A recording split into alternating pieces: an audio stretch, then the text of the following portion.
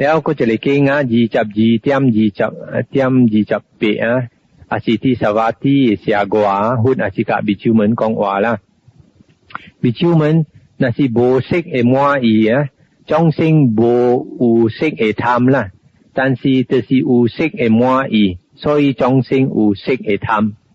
比如们那是无色的可中性未讲也个色但是就是有色的可所以中性的也个色比如们那是无离开色的路中性未离开色但是就是有离开色的路所以中性会离开像安尼款比如们那是无修上形式的满意中性未有修上形式的贪啦但是就是有这个修上形式的满意所以中性有这个修上形式的贪啦但是无修上形式的可中性未讲也个修上形式啦但是无离开修上形式的路中性未离开修上形式但是就是有离开修上形式的路所以中性会离开啦比如们那是中性个也未正了解这个五蕴的满意五蕴的可离开五蕴的路中性个也未离开世間甲伊的天人魔王梵天王出家人婆羅門等等個也未放下過但是比丘們若是眾生正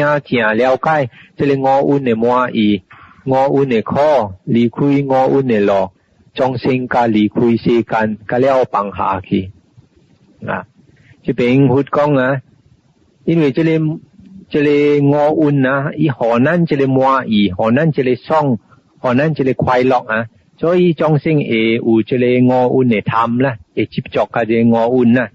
tapi因為這個五蘊會變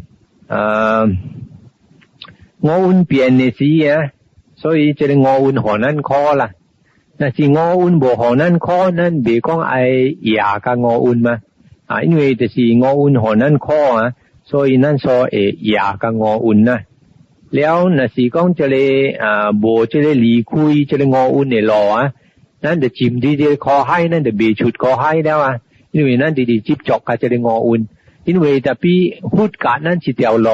離開這個五蘊的路離開這個可所以咱有一條路出這個可海就是講愛放下個了這個五蘊個了放下買接觸กับ伊咱ก็會出這個可海啦這個是佛的意思啦แล้ว若是眾生個也未了解這個伊個也未出這個可海個啦也未覺悟啦你正了解了你ก็會放下了你ก็會慢慢出這個可海啦所以那個佛教咱那款出家去修就是那款別修這個路別離開這個五蘊ก็แล้วปังหาขี้นะแล้วรู้น่ะสิบ่ชุดแก่บุญโหแล้วก็ฮู้ไอ้เตรียมเสียอูใจแก่หลังในหลังที่ชูสิวเหงบุญอูไอ้ฐานเดือสาโกบุญ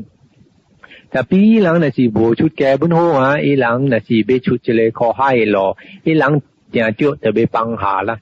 所以如果ฮู้ไอ้เตรียมเสียอูไอ้เตจูแล้วก็จิตตาก็จะได้หัตตกะไอ้หลังฐานเดือสาโกไอ้หลังตัวที่ชูบุญโหอีหลังนากาชุดแก่หลังนั่นคนอีหลังไปสิวเหงสิอีเกี่ยวอีบ่ก็แล้วหลายนากาจิจิตตาใช่สิจิตตาเสียอยู่สิบ่อีกะอีบ่ก็ว่าไอ้สิวเหงแล้วตอนกิมรู้หลังน่ะสิอายหามีตาปอไปเก่าอินนะว่าหอรู้หลังขี้ละรู้ขี้ตอยไปเลยตาปอละ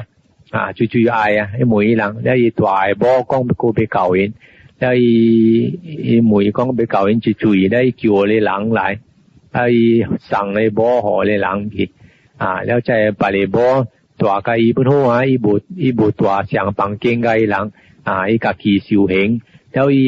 สิงลีมีกะแล้วอีไม้ก่อแล้วอีปังหออีแก่เถงอีบ่ขี้ก่อแล้วอีกะน่ะสิวเหงเนี่ยอันนี้ควรสิจ้าสิวอีสิวเหงนะ无讲一个人啊，